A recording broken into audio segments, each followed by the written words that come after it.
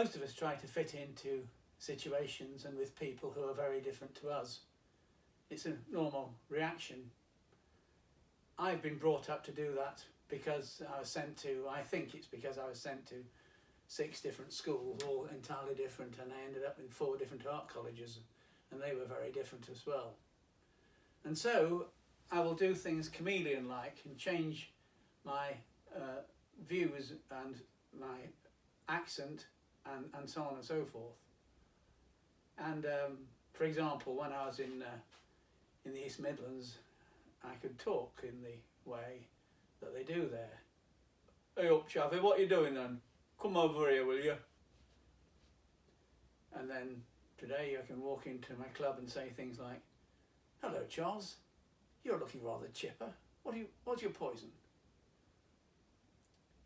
But there's one thing I couldn't fit into, and unfortunately it was when I arrived in London in 1967 from Wolverhampton. And 1967 was the year of flower power, the summer of love. And there were lots of people who were going around in hippie clothes and so on and so forth.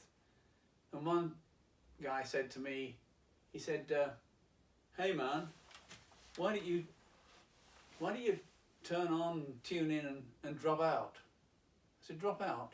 Yeah, you heard it, Timothy Leary, drop out, man. He's from San Francisco, it's cool, man, just drop out. He thought I was working a bit too hard, a bit too earnest, which is true. I was arriving in London to try to make something of myself.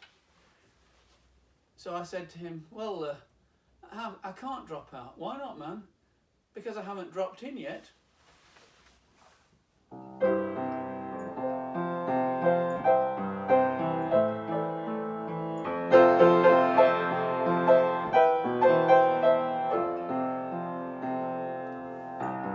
If you're going to San Francisco, be sure to wear some flowers in your hair.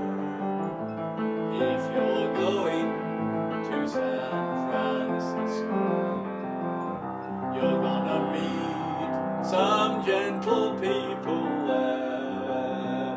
For those who come to San Francisco, summertime will be a loving there.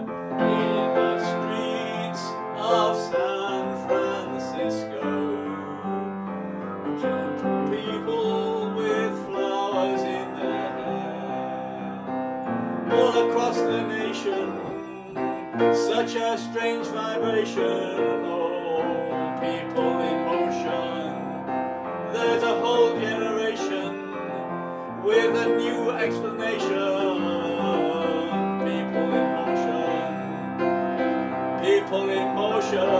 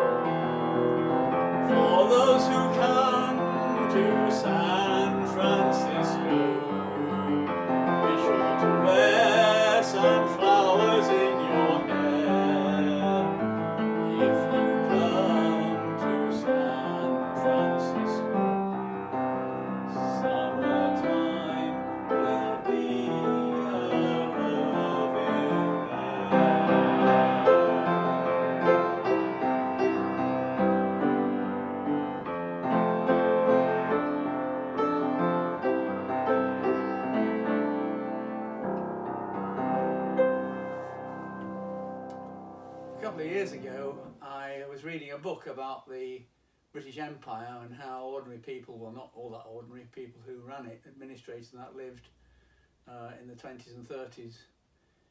And anyway, I went to a talk by the author because I was so impressed with the book. And he explained how he first went to India in 1967, the year we're talking about, as a hippie. and hippied his way around Kathmandu and all these places, lots of smoking, lots of passion, everything, and stayed with friends or friends of his family. And then it transpired that his family had been administrators themselves, and his grandparents and so on and so forth.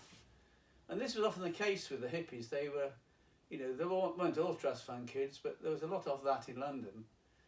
And it was a complete different world to the one I was in. But it was interesting because he was giving his talk and he was wearing a dark grey suit. He looked like a mandarin. He could have been a Foreign Office official or something like that. And he was my age. And I thought that maybe his chameleon-like change wasn't a change after all, and that when he was going around as a hippie, he was really the son of a colonial administrator.